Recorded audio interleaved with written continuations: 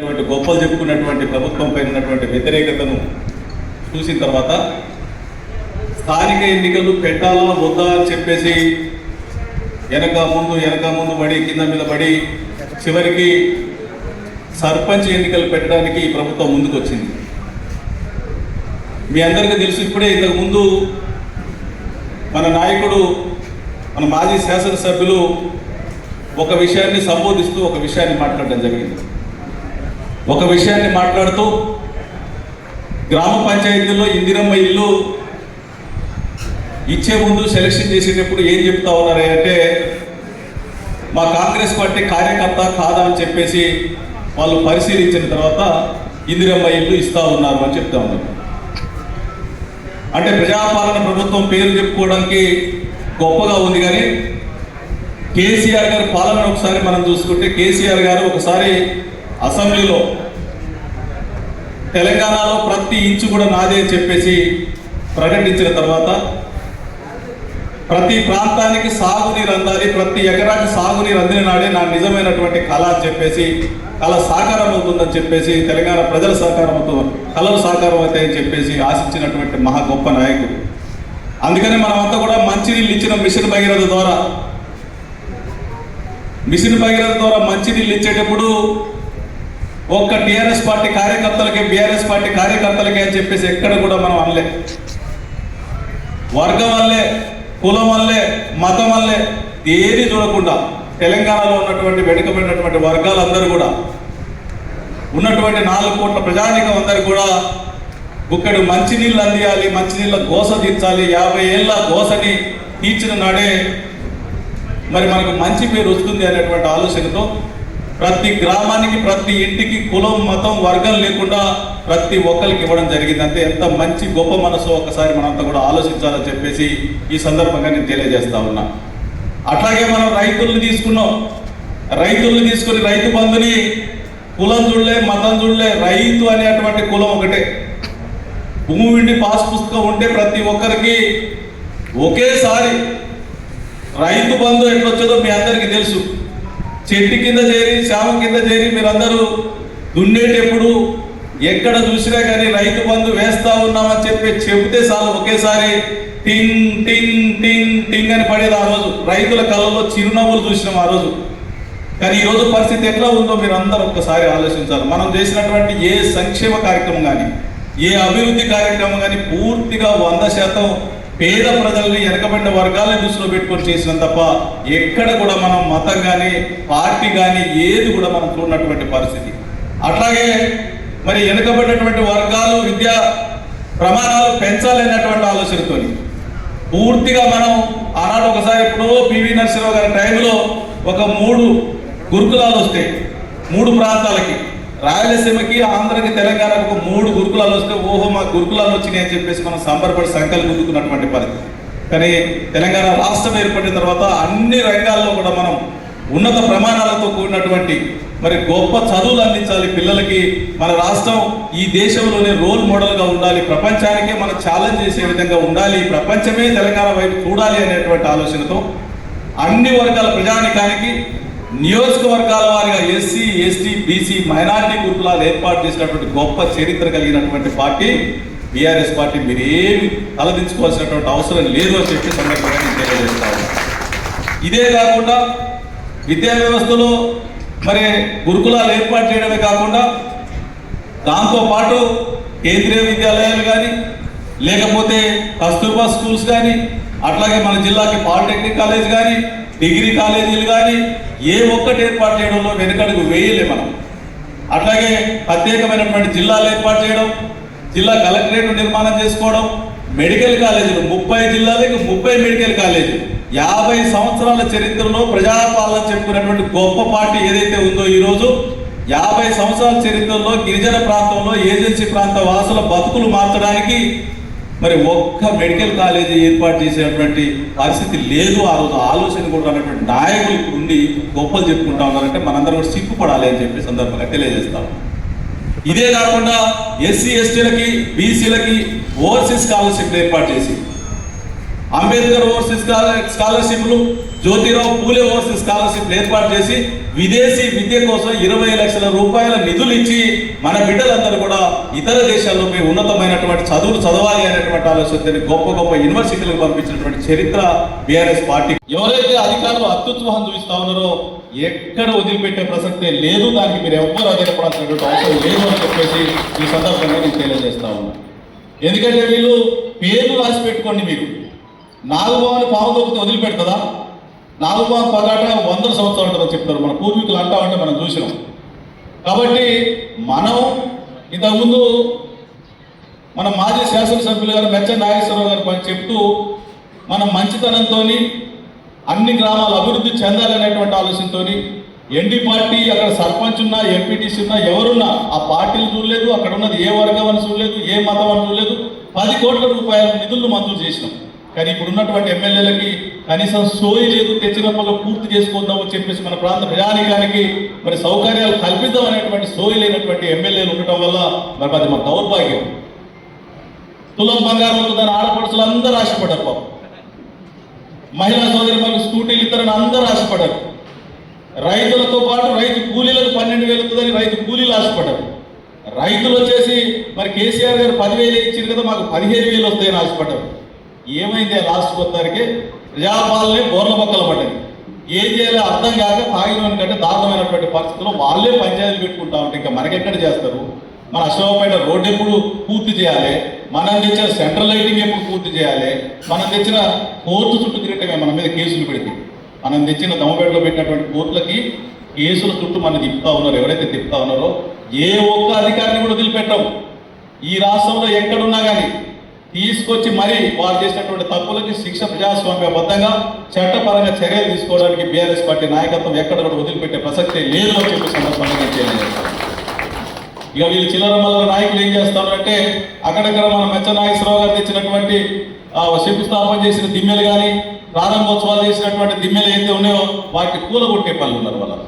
కానీ వాళ్ళు కేవలం మనం శంకుస్థాపన చేసిన దిమ్మెల్ని పాల్గొడతా ఉన్నారు. కానీ ప్రజల నుండి, ప్రజల హృదయాల నుండి మెచ్చ నాగేశ్వరరావు గారిని, కేసీఆర్ గారిని మరి బయటికి పంపించేటువంటి అవకాశం ఉందా? ప్రజల హృదయాలను నిండినటువంటి నాయకుడు, గొప్ప నాయకుడు కేసీఆర్ గారు. ప్రజాక్షేత్రంలో ప్రజలు గెలవాలని కోరుకున్నటువంటి నాయకుడు కేసీఆర్ గారు. మరి అటువంటి గొప్ప నాయకుడు హృదయం నుండి మరి పంపించేటువంటి అవకాశం ఉందా?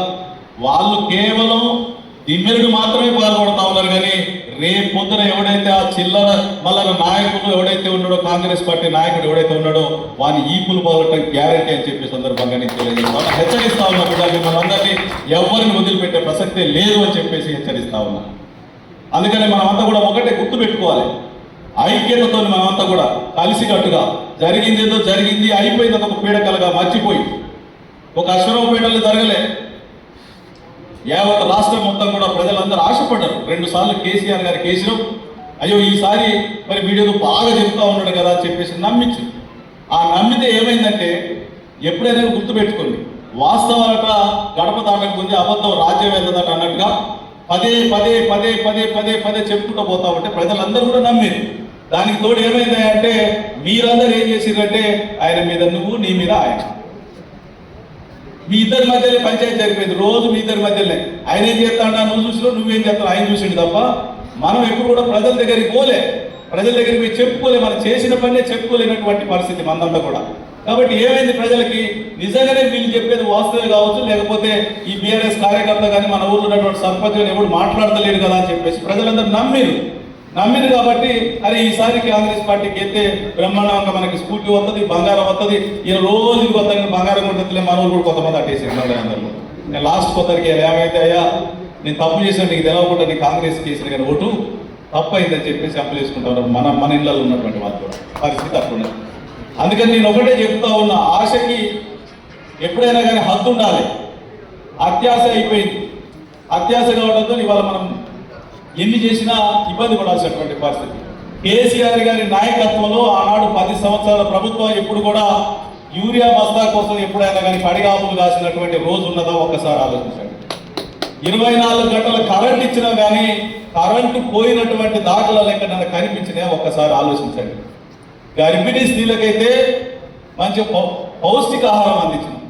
అమ్మ వాహనంలో హాస్పిటల్కి తీసుకుపోయినాం, డెలివరీలు చేసినాం, 12,000 రూపాయలు ఇచ్చినాం. కేసీఆర్ కిట్ ఇచ్చి ఇంటికి పంపించుకున్నాం.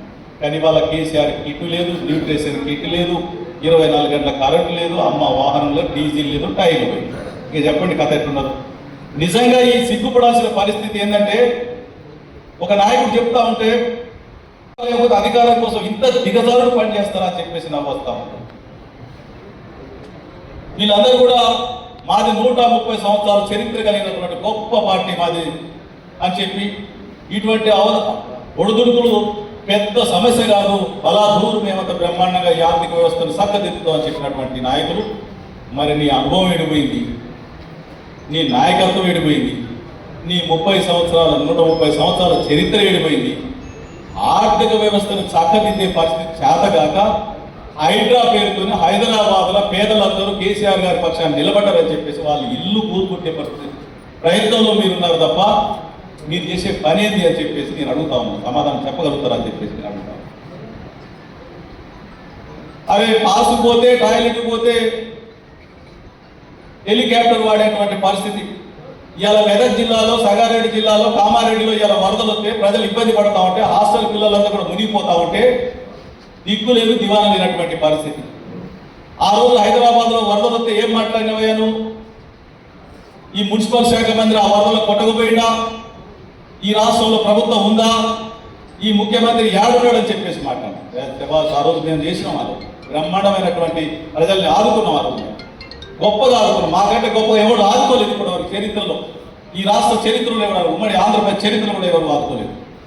ప్రజలందరూ ఎవరైతే ఉన్నారో, నిర్వాసితులైనటువంటి ప్రజలు, వరదల్లో మునిగిపోయినటువంటి ప్రజలు ఎవరైతే ఉన్నారో వారందరూ కూడా బ్రహ్మాండంగా వాళ్ళు కోరుకున్నటువంటి భోజనం పెట్టినాం. వాళ్ళు ఏది కావాలంటే అది తెప్పించాం. ప్రతి ఇంటికి 10,000 రూపాయలు ఇచ్చి పంపించినాం. హైదరాబాద్ నగరంలో కూడా ప్రతి ఇంటికి, ప్రతి రేషన్ కార్డుకి 10,000 రూపాయలు ఇచ్చి వాళ్ళని ఆదుకున్నాం మనం. కానీ వాళ్ళు ఉన్నటువంటి పరిస్థితి, ఇవాళ వరదలు వస్తూ ఉంటే మనం అంతకుముందు గతంలో మాట్లాడుకున్న గత చరిత్ర ఉన్నది. రోమ్ నగరం తగలబడిపోతా ఉంటున్నట్ట, రోమ్ నగరం రాజు పిడేలు వాయించిండట. అట్లా మరి వాళ్ళ హైదరాబాదు పక్కన ఉన్నటువంటి సిద్దిపేట కానీ, కామారెడ్డి కానీ మునిగిపోయి వరదలలో అల్లాడుతూ ఉంటే మరి మన రాష్ట్ర ముఖ్యమంత్రి ఎక్కడ ఉన్నాడయా అంటే బీహార్ పోయి బీహార్ ఎన్నికలలో తిరుగుతూ ఉన్నాడు. అది మళ్ళీ మన అధికారికమైనటువంటి హెలికాప్టర్ తీసుకుపోయి అక్కడ తిరుగుతాం. మరి నీకు సిగ్గు లేదా నువ్వు అన్న మాటలు ఎడిపోయింది అని చెప్పేసి ఈరోజు అడుగుతా ఉన్నాను. ప్రజల గురించి సమాధానం చెప్పాలి. మీకు దమ్ముంటే మీ ఎమ్మెల్యే చెప్తారా, లేకపోతే మీ జిల్లా ముగ్గురు మంత్రులు చెప్తారా, సమాధానం చెప్పాలి అని చెప్పేసి నేను అడుగుతా ఉన్నా. ఎవరు చెప్ప సొమ్మని చెప్పి మీరంతా పోయి బీహార్లో మీరంతా ఎంజాయ్ చేస్తా ఉన్నారు అని చెప్పేసి నేను అడుగుతా ఉన్నా. అందుకని సోదరులారా, ఇటువంటి మాయమాటలు చెప్పి మోసపూరితమైన వాగ్దానాలు ఇచ్చి 420 వాగ్దానాలల్లో ఏ ఒక్కటి కూడా తీర్చలేక, ఇక మన జిల్లా నాయకుడు మొన్న చెప్తా ఉన్నాడు, జిల్లా మంత్రి వారికి చెప్తా ఉన్నాడు. ఏం చెప్తా ఉన్నాడు అంటే 6 గ్యారెంటీలలో ఏమైనా అమలు చేసినట్టే 1-2 మిగిలినట్టుండే కానీ అన్ని చేసేసిందని చెప్తా ఉన్నాడు. ఇక చెప్పండి, 1-2 మిగిలినాడు కానీ మొత్తం చేసేసాడు. అతను అయిపోయింది, ఇంకేముంది మరి. మరి ఆ పరిస్థితి ఉంటే ఇవాళ మీకు ముందు చూపు లేక ఇవాళ ప్రజలందరినీ ఇబ్బంది పెడతా ఉన్నారు. ఆనాడు ఉన్నటువంటి పరిస్థితిని ముందు చూపుతోనే గౌరవ కేసీఆర్ గారు ఆ రోజు తెలంగాణ రాష్ట్రం ఏర్పడక ముందే ఉద్యమ కాలంలోనే మన ప్రజల ఆకాంక్షలే ఉన్నాయి. మన ప్రజలు ఏం కోరుకుంటా ఉన్నారు? నీళ్లు లేవు, బీడు బారిన భూములు ఉన్నాయి, రైతు సోదరులంతా ఆత్మహత్యలు ఉన్నాయి, ఆత్మహత్యలు ఆపాలి, పూర్తిగా రైతులను పైకి తీసుకురావాలి, మహిళా సోదరులు పైకి తీసుకురావాలనేటువంటి ఆలోచనతో ఆ రోజు పెద్ద ఎత్తున మరి ప్రాజెక్టుల రూపకల్పన చేసి ప్రాజెక్టు మొత్తం పూర్తయినటువంటి ప్రాజెక్టులను కూడా ఇవాళ 6 మేఘాల మీద మన సీతమ్మ సాగర్ ప్రాజెక్టు ఓపెనింగ్ చేయడానికి 5 మంత్రులు వచ్చి ముఖ్యమంత్రి వచ్చింది. ఏం చేసింది అంటే ఏం లేదు, కొండలు తవ్వి ఎలకలు పెట్టినట్టుగా స్విచ్చులు నొక్కిరు, నీళ్లు చల్లుకున్నారు, బ్రహ్మాండంగా ఊహం మేమే చేసినాం అన్నట్టుగా. వెనకంటే మొగన్ అన్నాడు, మోనాలు పోయిందని చెప్పి సంబరం ఉన్నది దాకా సామెత ఉన్నది అట్లా దత్తయింది. చేసింది మనం వానికి పుట్టినోడు వీడు ముద్దాడే పరిస్థితి వీళ్ళకి కనపడతా ఉంది. పక్కోనికి పుట్టిన బిడ్డనాట నా కొడుకు నా బిడ్డ అని చెప్పి ముద్దాడినట్టుగా ఈ ప్రజాపాలన ప్రభుత్వం చెప్తా ఉంది. ఒక్కసారి మనం అంతా ఆలోచించాలి. అంటే దీనంతా నేను ఎందుకు చెప్తా ఉన్నట్టే మీ అందరికి కూడా దీనికి కారణం ఏంటి అంటే మనమంతా కూడా నోరు ఇప్పకపోవటమే పెద్ద ప్రమాదం జరిగింది. మన మీద మనం మాట్లాడుకున్నాం తప్ప మేధావులు నోరు మూసుకుంటున్నట్టు ఈ సమాజానికి అట్ట నష్టం జరుగుతారు. అట్లాగే మనం చేసినటువంటి పనులు మనం చెప్పుకోలేకపోయినాం కాబట్టి మనం నష్టపోయినాం తప్ప ప్రజలు ఆశపడ్డారు. 2 సార్లు కేసీఆర్ గారికి వేసినాం కాబట్టి ఈసారి అట్లా వెయ్యాలనే ఆలోచనతో వేసిరు. వాళ్ళ ఇబ్బందులు పడతా ఉన్నారు. అయ్యా కేసీఆర్ అంటే కత్యానికి ఇచ్చి ఇక్కడ యుద్ధం చేయమంటే మనమేం చేయాలి? ఆ పరిస్థితి ఎందుకు దాపురించింది? అందుకే రాజకీయ చైతన్యం రావాలి, ఓటర్స్లో ప్రజలలో రాజకీయ చైతన్యం రావాలి. ఎక్కడ ఉన్నటువంటి రాష్ట్రాన్ని ఏ స్థాయికి తీసుకొచ్చిర్రు ఒక్కసారి మనం ఆలోచించాలి. మహిళా సోదరులైతే ప్రధానంగా నీళ్లు లేకపోతే అనేక గ్రామాలలో, ఆదివాసీ గ్రామాలలో ఎడ్ల బండ్లు పట్టుకొని ట్యాంకర్లు పట్టుకొని తోగులలో పోయి నీళ్లు తెచ్చుకున్నటువంటి పరిస్థితులు మనం మర్చిపోయి హాస్పిటల్కి పోదామంటే మనం జడ్డి కట్టుకొని మోసుకొని పోయినటువంటి పరిస్థితులు మర్చిపోయి మీ ఇంటి ముందుకే రహదారి తీసుకొచ్చి మరి నియోజకవర్గానికి ఒక హాస్పిటల్ తీసుకొచ్చి మరి ఏదైతే ప్రాథమిక హాస్పిటల్స్ అన్ని కూడా బ్రహ్మాండంగా తయారు చేసి ఈ జిల్లాలోనే ఒక మెడికల్ కాలేజ్ ఏర్పాటు చేస్తే మరి మీరందరూ ఒక్కసారి ఆలోచించలేకపోయింది అని చెప్పేసి ఇప్పటికైనా కానీ మునిగిపోయింది ఏది లేదు, మనకి జరిగిందేదో జరిగిపోయిన కాలం తిరిగి రాదు. కానీ ఒక్కసారి ఆలోచించండి అని చెప్పేసి మరి ఈ జిల్లా ప్రజానికంతో పాటుగా ప్రత్యేకంగా అశ్వరావుపేట నియోజకవర్గ ప్రజానికాన్ని, వ్యాపారస్తుల్ని, విద్యావంతుల్ని, మేధావుల్ని అందరినీ కూడా నేను కోరుతా ఉన్నా. ఎందుకంటే కాంగ్రెస్ పార్టీ ఏ విధంగా అయితే మోసం చేసిందో, అబద్ధాలు మాయమాటలు చెప్పి ఏదైతే మోసం చేసిందో ఆ మోసాలకి కాంగ్రెస్ పార్టీకి రేపు భవిష్యత్తులో వచ్చేటువంటి స్థానిక సంస్థల ఎన్నికల్లో కారులు కాల్చి వాత పెడితేనే బుద్ధి వస్తుంది తప్ప లేకపోతే కాదు అని చెప్పే సందర్భంగా నేను తెలియజేస్తా ఉన్నాను. ఏమి మీకు దమ్ముంటే 3 మంత్రులు ఉన్నారు ఈ జిల్లాలో. ఈ 3 మంత్రులు వచ్చేసి యూరియా కట్టా ఇప్పించే చేత కావట్లేదు, కానీ బీఆర్ఎస్ పార్టీ కార్యకర్త మీద కేసులు పెట్టే చేతనైతుందంటే వీళ్ళ దమ్ము గాడికే సరిపోతా ఉందని చెప్పి ఒక్కసారి ప్రజలందరూ కూడా ఆలోచించాలని చెప్పేసి నేను మరి ఈ మంత్రులకు సవాల్ ఇస్తుతా ఉన్నా. మీకు దమ్ముంటే యూరియా బస్తాలు తీసుకురండి. మీకు దమ్ముంటే మరి ఏదైతే ప్రజలు ఇబ్బంది పడతా ఉన్నారో ఆ ఇబ్బందుల్లోకి వెళ్ళి ప్రజా సంక్షేమ అభివృద్ధి కార్యక్రమాల్ని బయట గట్టెక్కించాలి తప్ప ఆడబిడ్డలకి కేసీఆర్ కిట్ ఇవ్వండి. హాస్పిటల్ పోతే మందులు లేవు, డాక్టర్లు లేరు, గందరగోళ పరిస్థితి. కనీసం పిరికేడు బ్లీచింగ్ పౌడర్ కూడా గ్రామాలలో లేనటువంటి పరిస్థితి. చీకటి దీపాలు లేక చీకటి భయమైనటువంటి పరిస్థితి ఉంటే మీ 3 మంత్రులకు సిగ్గు కావట్లేదని చెప్పి ఈ సందర్భంగా నేను మరి తెలియజేస్తా ఉన్నా. అందుకని సోదరులలో స్థానిక సంస్థల ఎన్నికలు వస్తూ ఉన్నాయి. ఇవాళ మరి మన నియోజకవర్గం నుండి అన్ని మండలాలకు పోయి ఉండాలి మన వాళ్ళంతా కూడా. మండల కేంద్రాల్లో ఎంపీడీఓ ఆఫీసులలో మరి ఎన్నికల ఓటర్ లిస్ట్ ఫైల్ అవుతా ఉంది. ఓటర్ లిస్టుల మీద ఏదైనా కంప్లైంట్ ఇవ్వాలంటే ఇవాళ ఆఖరి రోజు. ఇవాళ కంప్లైంట్ ఇస్తే తప్ప లేకపోతే తర్వాత మనం ఏమి చేయలేము. మరి నేను అన్ని సోషల్ మీడియాలో నేను వీడియోలు పెట్టినా, మెసేజ్ పెట్టినా, మరి అన్ని చూసే ఉంటారు మీరందరూ కూడా. ఇప్పటికే మన రాష్ట్ర నాయకత్వం కూడా అనేక సందర్భాలలో కాన్ఫరెన్స్ పెట్టి చెప్తా ఉంది. మరి మీరందరూ కూడా హాజరైందని నేను అనుకుంటా ఉన్నా. ఏమైనా కంప్లైంట్ ఉంటే ఇచ్చినారని అనుకుంటా ఉన్నా. 2వ తారీఖున ఓటర్ లిస్ట్ ఫైల్ అయిపోతుంది. 2వ తారీఖు తర్వాత ఏ క్షణాన్నైనా కానీ సర్పంచ్ ఎన్నికలు వస్తూ ఉన్నాయి. సర్పంచ్ ఎన్నికలకి మీరందరూ కూడా సిద్ధంగా ఉండాలి. ఏ గ్రామానికి ఆ గ్రామం ఎక్కడికక్కడ కట్టుదిట్టం చేసి మీరందరూ కూడా మీ సర్పంచ్ క్యాండిడేట్ మీరే నిర్ణయించుకోండి. నేను నిర్ణయించుడు కాదు, మీరే నిర్ణయించుకోండి. ఆ నిర్ణయించిన క్యాండిడేట్ పేరు, ఆయన ఫోన్ నెంబర్ నాకు చెప్పండి. అంతే తప్ప అక్కడ ఎవరి పెత్తనం లేదు. మీరే సర్పంచ్ నిర్ణయించుకొని ఎన్నికలకు సిద్ధంగా అంటే పోసిడికే రండి, మీ సంగతి తేలుస్తామని చెప్పేసి బెరగీసి కొట్లాడే విధంగా మీరందరూ సిద్ధం కావాలని చెప్పేసి ఈ సందర్భంగా నేను తెలియజేస్తా ఉన్నా. 2వ తారీఖు ఫైనల్ అయిపోతుంది ఓటర్ లిస్టు. 2వ తారీఖు తర్వాత ఏ క్షణాన్నైనా కానీ ఈ ప్రభుత్వం మరి నోటిఫికేషన్ ఇవ్వడానికి సిద్ధంగా ఉంది అని చెప్పేసి ఈ సందర్భంగా నేను తెలియజేస్తా ఉన్నా. దానికి సంబంధించినటువంటి ఇక్కడ ఉన్నాయి, నా దగ్గర లిస్ట్ ఉంది. మీకు కూడా లిస్ట్ ఇస్తారు, మీరు పోయి తీసుకోవాలి. మండల అధ్యక్షులు తీసుకోవాలి. అన్నపరెడ్డిపల్లిలో 16,932 ఓట్లు ఉన్నాయి. ఇప్పుడు కొత్త ఓట్లు. అశ్వరావుపేటలో 30,691, చెండుగొండలో 23,855, దమ్మపేటలో 44,546, ములకలపల్లిలో 28,379 ఓట్లు. మరి ఇవన్నీ మీరు తీసుకొని ఏ గ్రామానికి ఆ గ్రామం రేపు 2వ తారీఖు తర్వాత ఫైనల్ ఓటర్ లిస్ట్ వచ్చిన తర్వాత మనకి జిల్లా పార్టీలో అన్ని ఓటర్ లిస్ట్ ఇస్తారు, ఫైనల్ ఓటర్ లిస్ట్ ఇస్తారు. ఇచ్చిన తర్వాత నేను మీ అందరికీ కూడా అన్ని గ్రామాలకు నేను ఓటర్ లిస్ట్ పంపిస్తాను. మీరు ఇమీడియట్గా దాన్ని తీసుకొని ఎక్కడికక్కడ పగడ్బందీగా మీరు అంతా ఎవరు వస్తారు ఏదో తెస్తారని చెప్పేసి మరి ఎదురు చూసి మోసపోకుమా, నిజం తెలిసి నిద్రపోకుమా అన్నట్టుగా మీరు ఎక్కడ కూడా అశ్రద్ధ చేయొద్దు. దయచేసి మీరందరూ ఆలోచించుకోవాలి. ఎక్కడ కూడా అశ్రద్ధ చేయొద్దు. వాడు ఇచ్చేటువంటి ఇందిరమ్మ ఇల్లు ఏదైతే ఉన్నాయో గెలిచిన తర్వాత మన సర్పంచ్ చెప్పినోడికే ఇందిరమ్మ ఇల్లు వస్తాయి. మీరు ఏ వరి కావాల్సిన పని లేదు. వాడు ఎమ్మెల్యే సంగతి ఏందో వాళ్ళ కథ ఏందో మొత్తం నేను వచ్చి తెలుస్తా. నేను అందుకని మీరు ఏం వరి కావాల్సిన పని లేదు. సర్పంచ్ని గెలవండి, మ్యాచ్ సర్పంచ్ని గెలిపించండి, మీరు అందరు కలిసి ఇందిరమ్మ ఇల్లు మన వాళ్ళకు కూడా ఎందుకు రావని నేను చెప్తాను. కాబట్టి మన చేతుల్లోనే ఉంది, మన భవిష్యత్తు మళ్ళీ మన చేతుల్లోనే. జెడ్పీటీసీని గెలిపించుకోండి, ఎంపీపీని గెలిపించుకోండి, మనం పోయి ఎంపీడీఓ ఆఫీసులు మనం కూర్చుంటాం. ఇవాళ ఎంపీడీఓ ఆఫీస్ చుట్టూ తిరుగుతున్నాం, వాడు మనకి ఇచ్చే పరిస్థితి లేదు. రేపు మనమే పిలుస్తాం ఎంపీడీఓని, మనం పెళ్లి కొడుతూ వచ్చే పరిస్థితి వస్తుంది మన దగ్గర, మనం చెప్పింది రాసే పరిస్థితి వస్తుంది. అందుకని మీరు అందరూ కూడా ఎక్కడ అశ్రద్ధ చేయకుండా, మీరు ఇప్పటివరకు ఏదైతే గుసగుసలాడి ఆగమాగం అయ్యిందో అవన్నీ మర్చిపోయి పక్కన పెట్టి ఎన్నికలలో కొట్లాడేటువంటి మరి సామర్థ్యాన్ని మీరు తెచ్చుకొని మంచి మనసుతో, ఇప్పటికే నష్టపోయినాం కాబట్టి ఆ నష్టాన్ని పూడ్చేటువంటి ప్రయత్నం చేయాలి అని చెప్పేసి సందర్భంగా నేను తెలియజేస్తా ఉన్నాను. ఇక మీరందరూ కేటీ రామారావు గారి ప్రోగ్రాం ఉంది, మన కార్యనిర్వాహక అధ్యక్షుల వారి ప్రోగ్రాం ఉంది. మరి 10వ తేదీన కొత్తగూడెం వస్తారు, కొత్తగూడెం నుండి మనుగూరులో ప్రోగ్రాం ఉంది, మనుగూరు తర్వాత భద్రాచలం ప్రోగ్రాం ఉంది. భద్రాచలం ఉప ఎన్నికలు కూడా వస్తూ ఉన్నాయి, 100% ఉప ఎన్నికలు వస్తూ ఉన్నాయి. 10 నియోజకవర్గాలకు ఉప ఎన్నికలు వస్తూ ఉన్నాయి. 10 నియోజకవర్గాలు కూడా బ్రహ్మాండమైనటువంటి మెజారిటీతోని మళ్ళీ బీఆర్ఎస్ పార్టీని గెలిపిస్తా ఉన్నారు ప్రజానికం అని చెప్పేసి ఈ సందర్భంగా నేను తెలియజేస్తా ఉన్నాను. అందుకని ఎన్నిక ఏదైనా కానీ అది గులాబీ విజయమై ఉండాలి తప్ప మరో విజయం కావద్దు అని చెప్పి దానికి అడ్డుకట్ట వేయాలి. వీళ్ళ అవినీతి ఎక్కడైతే జరుగుతూ ఉందో, ఇసుక కావచ్చు, ఏదైనా కావచ్చు, మరేదైనా కావచ్చు, ఎక్కడ అవినీతి జరిగిందో, అవినీతి చేసి అవినీతి సొమ్ముని వీళ్ళు జేబులు నింపుకున్నా ఉన్నారో అవన్నీ కూడా బయటకు తీద్దాం. మీరు ఏం వారి కావాల్సినటువంటి అవసరం లేదు అని చెప్పేసి ఈ సందర్భంగా నేను తెలియజేస్తా ఉన్నాను.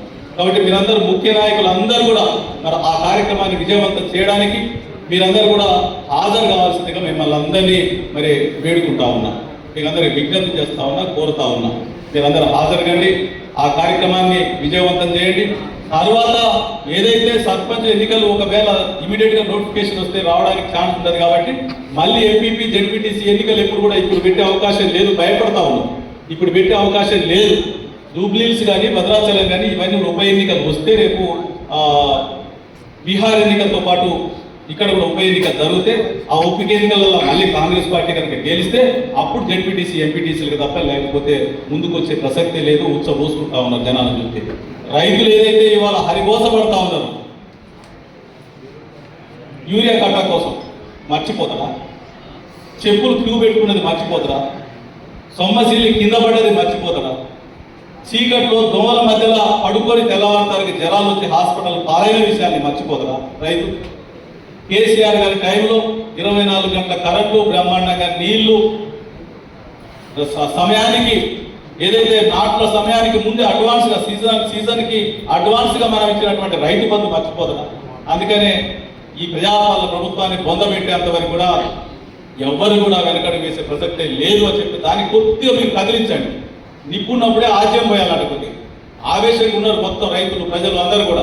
దాని మీద కొద్దిగా మీరు ఆజ్యం పోతే చాలు రెచ్చిపోయి ప్రజలందరూ కూడా బీఆర్ఎస్ పార్టీ బలపరిచినటువంటి సర్పంచులు ఎవరుతారో వారందరినీ బ్రహ్మాండమైనటువంటి మెజార్టీతో గెలిపించబోతా ఉన్నారు. మీరు ఎవరు అధైర్యపడాల్సినటువంటి అవసరం లేదు అని చెప్పే సందర్భంగా నేను తెలియజేస్తాను. ఇక రెండో ట్రిప్ ఉంటుంది. రెండో ట్రిప్లో ఖచ్చితంగా అశ్వరావుపేట నియోజకవర్గానికి మరి గౌరవ కేటీఆర్ గారిని తీసుకొస్తా. మీరేం ఇబ్బంది పడాల్సిన పని లేదు. ఇల్లేదు తర్వాత అశ్వరావుపేట 2 నియోజకవర్గాలు తీసుకొస్తా. ఇంకేమైనా సిబ్బంది అయితే అది కూడా మొత్తం కూడా జిల్లా పార్టీ చూసుకుంటుంది. మీ మీద భారం కూడా పెట్టమని చెప్పి ఈ సందర్భంగా నేను తెలియజేస్తాను. కాబట్టి ఏది ఏమైనా కానీ మీరు ఒకటే గుర్తుపెట్టుకోవాలి, ఈ జిల్లాలో 100కి 100%, 100కి 100% ఏ ఎన్నిక జరిగినా మెజారిటీ సీట్లు 90% సీట్లు బీఆర్ఎస్ ఖాతాలోకి వస్తా ఉన్నాయి. జిల్లా పరిషత్తును కూడా మనమే కైవసం చేసుకుంటా ఉన్నామని చెప్పి ఈ సందర్భంగా నేను తెలియజేస్తాను. అందుకనే ఎక్కడ కూడా రాజీ లేదు, రికమెండేషన్ లేవు. కష్టపడేటువంటి కార్యకర్తకే టికెట్లు వస్తాయి. నేను చెప్తా ఉన్నా, మీరు ఎవరు చుట్టూ తిరగద్దు, ఆగమాగం కావద్దు, పరిశాన కావద్దు.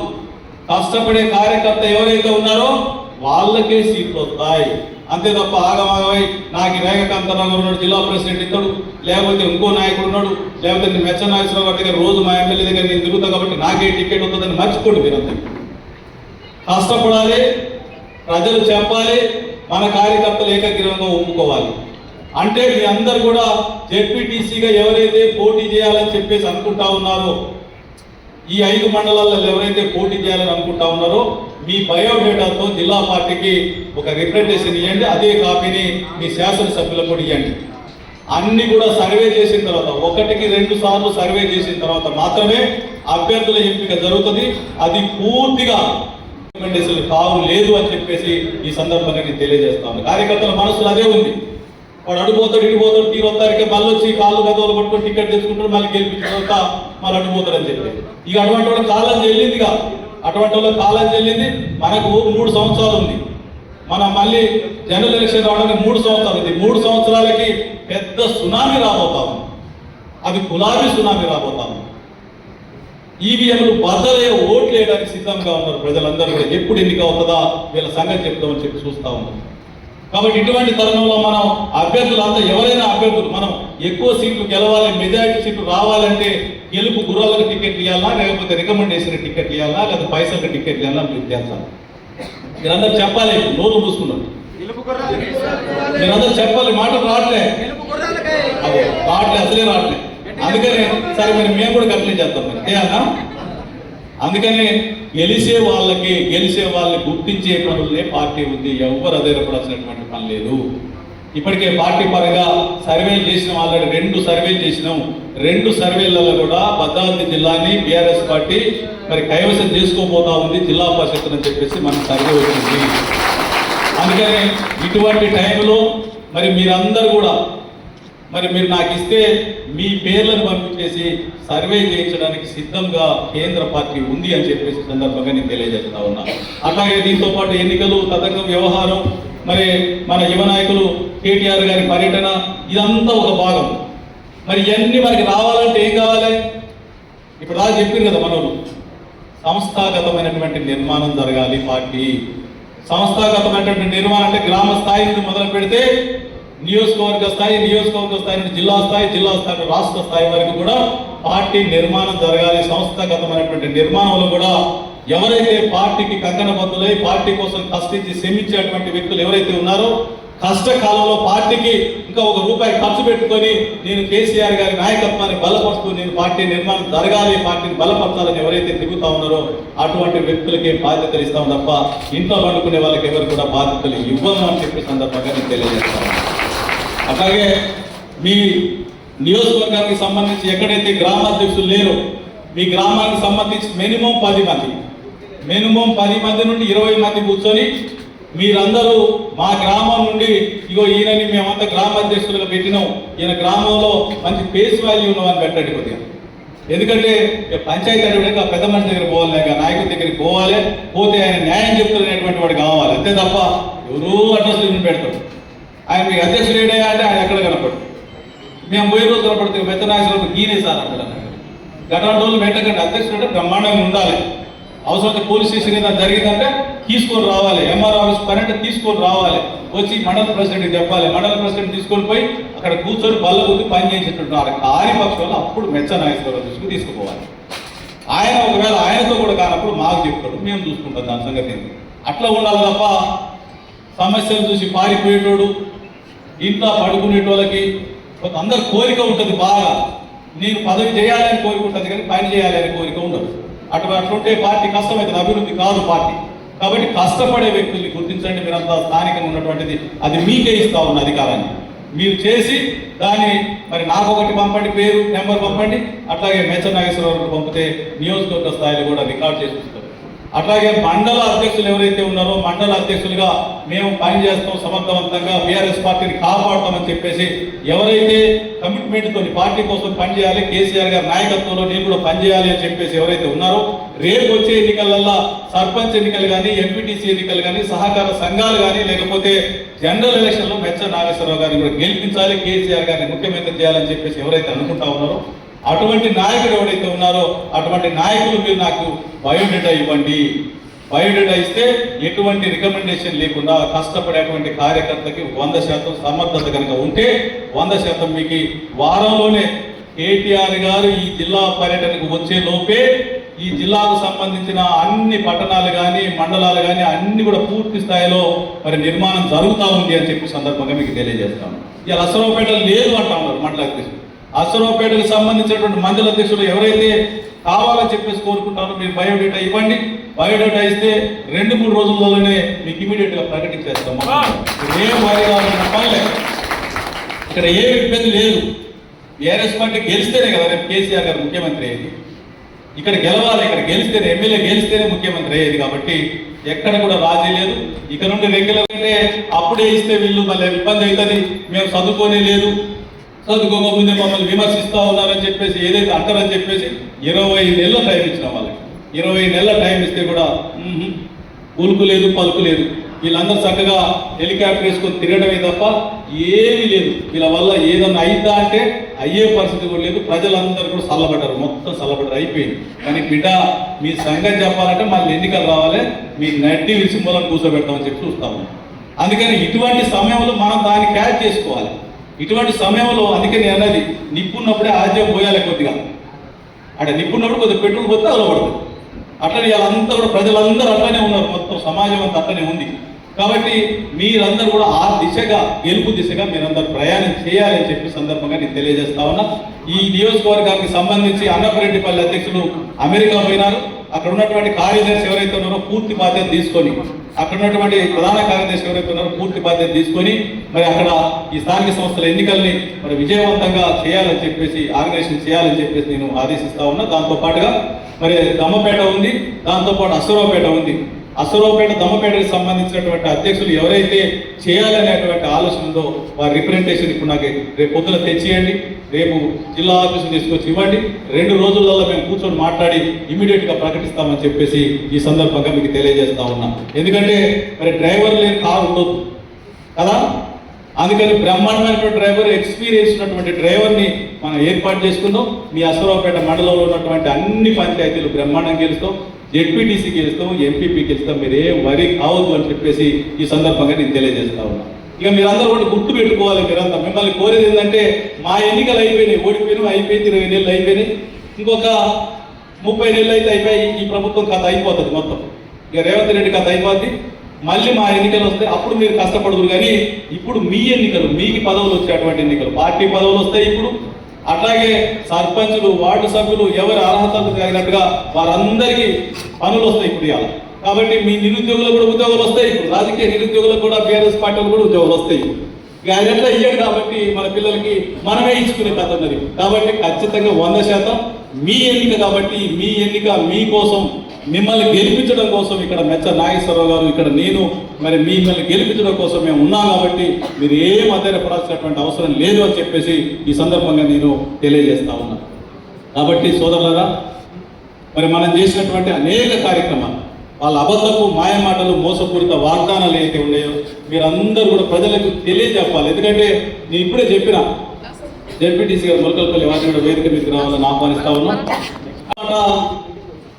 నిజం అనేది ఎప్పుడైతే గడప దాటక ముందే అబద్ధం రాజ్యం ఎత్తారు, ఆ పరిస్థితి మొన్న జరిగింది. కాబట్టి మనం నోరు మూసుకున్నాం కాబట్టి ఆ పరిస్థితి వచ్చింది.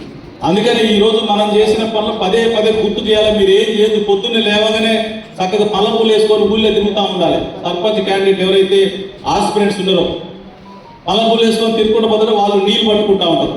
నీళ్ళు వచ్చినాయా లేదా, లేకపోతే కరెంట్ ఉందా లేదా, ఆ రోజు ఎట్టుంటే ఇవాళ ఎట్లుంది గుర్తు చేసుకుంటూ పోతే అయిపోయాయి. మనకి అంతే ఏం చేయాల్సిన పనిలే, వాళ్ళే పొంద పెడతారు. మనం ఏం చేయాల్సిన పనిలే. మనం పడుకొని 12 గంటలకు లేతే కుదరదు మరి. అందుకని మనం పొద్దున్నే లేచి సమస్య ఎప్పుడో తప్పుడు మీరంతా ఒక స్లోగన్ తీసుకోవాలి.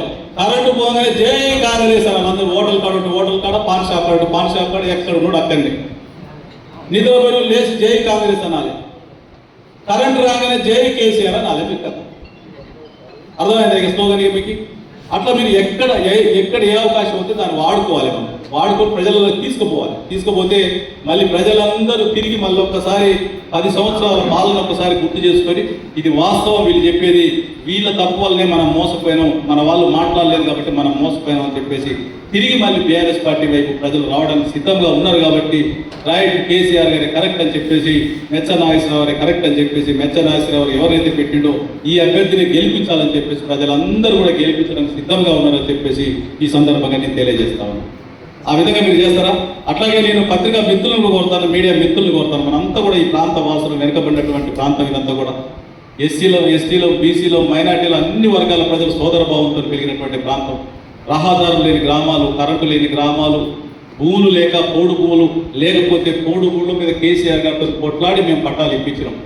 ఇవాళ ఉన్నటువంటి పరిస్థితి చూస్తూ ఉంటే అడ్డగోలి పాలన. ఎమ్మెల్యేలు యాడికి పోతే ఎక్కడ ఏం ఎదురవుతుందో చెప్పి తప్పించుకొని తిరిగేటువంటి పరిస్థితి ఉన్నది తప్ప ఎవ్వరు ఏ పని చేసేటువంటి పరిస్థితి లేదు.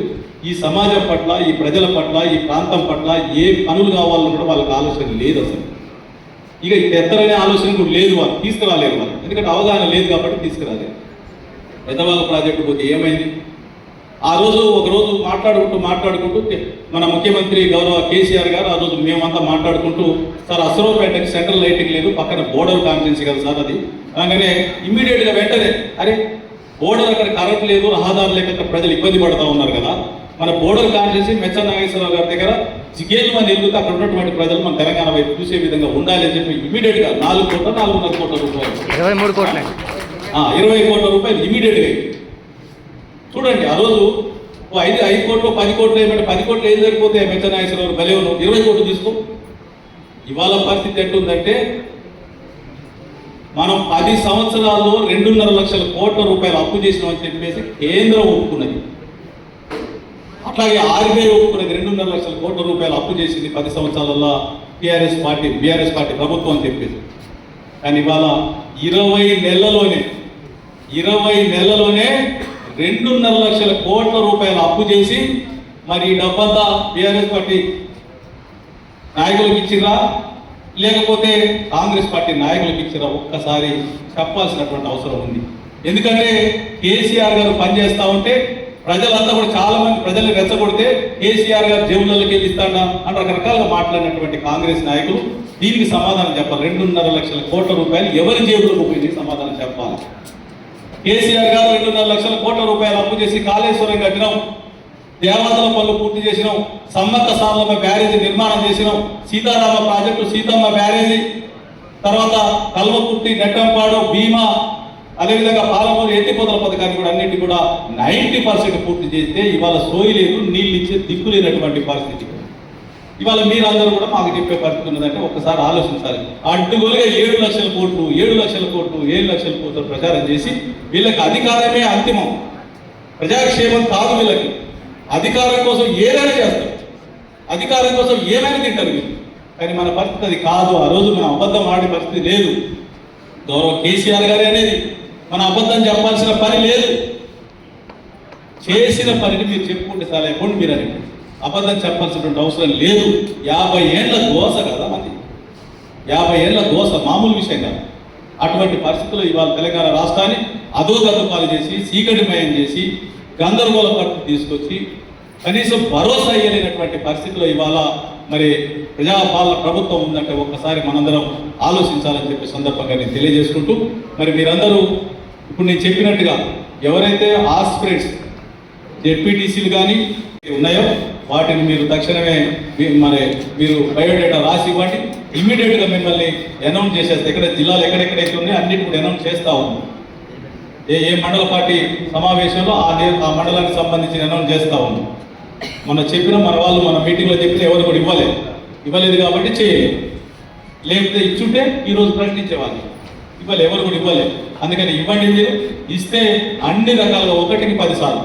అట్లాగే నేను చెప్పేది ఏంటంటే మహిళా సోదరి మళ్ళీ ఇక్కడికి వచ్చిన వాళ్ళు 10 మంది ఉన్నట్టు మహిళా ఓటర్లు 50% ఉంటాయి. 50% మహిళా ఓటర్స్ ఉన్నారు. మామూలు కాదు, మహిళలు మామూలు కాదు. అందుకని మహిళలు కూడా కథలు తొక్కాల్సినటువంటి అవసరం ఉంది. మహిళలకు ఇస్తున్నటువంటి 2,500 రూపాయలు ఏమైనాయి, మా బంగారం ఏమైందని చెప్పేసి మీరందరూ కూడా కథ తొక్కాల్సినటువంటి అవసరం ఉంది. మీరందరూ ప్రజలను చైతన్యం చేయాల్సినటువంటి అవసరం ఉంది తప్ప లేకపోతే కాదు అని చెప్పేసి సందర్భంగా నేను తెలియజేస్తా ఉన్నాను. అందుకని మీరు కూడా ముందుకు రావాలి. రేపు పొద్దున పరిస్థితి ఎట్లా ఉంటుంది, 33% రిజర్వేషన్ కనుక అమలు చేస్తే ఎమ్మెల్యే సీట్లు మరి మేము కూడా పోయిస్తే ఎగిరవతల పడాల్సిన పరిస్థితి ఉంది. మీరు ఆలోచించుకోవాలి, తిరగాలి, కష్టపడాలి. మీరందరూ కూడా ప్రజాక్షేత్రంలో కష్టపడాలి మీరందరూ కూడా. ఎందుకంటే 33% రిజర్వేషన్ వచ్చింది అనుకో, పిరపాలు రిజర్వేషన్ వచ్చింది, మహిళా రిజర్వేషన్ వస్తే నేను మళ్ళీ కాన్షియన్స్ ఎత్తుక్కోవాలి. అట్లాగే మెచ్చ నాగేశ్వరరావు దగ్గర మరి ఇక్కడికి వచ్చేసరికి మళ్ళీ మహిళ వస్తే ఆయన పక్క కాన్షియన్స్ ఎక్కడ ఉందో అని చెప్పి ఎత్తుక్కోవాల్సినటువంటి అవకాశం మీకుంది. కాబట్టి మీరు కూడా ప్రజాక్షేత్రంలో మీరందరూ కూడా ముందుకు పోవాలి. ఇంకా ఏమైనా కావాలంటే నాకు చెప్పాలి, నాకు చెప్తే నేను గైడ్ చేస్తా ఎట్లా పోవాలి ఏందని. కానీ ఒకటి గుర్తు పెట్టుకోవాలి, మీ ప్రజాక్షేత్రంలో పనిచేసే ముందు నేను ఎమ్మెల్యే అయితే అని చెప్తే మొత్తానికైతే మిమ్మల్ని పార్టీ నుండి బయటికి పంపించాల్సిన పరిస్థితి. ఎమ్మెల్యే కోరిక వద్దు, మీరు కష్టపడండి, పార్టీ ఏం చేయాలో మేము చేస్తాం అంతే తప్ప. ఎందుకంటే ఇక్కడ ఇన్ఛార్జి ఉంది, మనంతా కూడా సింగిల్ లైన్ అడ్మినిస్ట్రేషన్.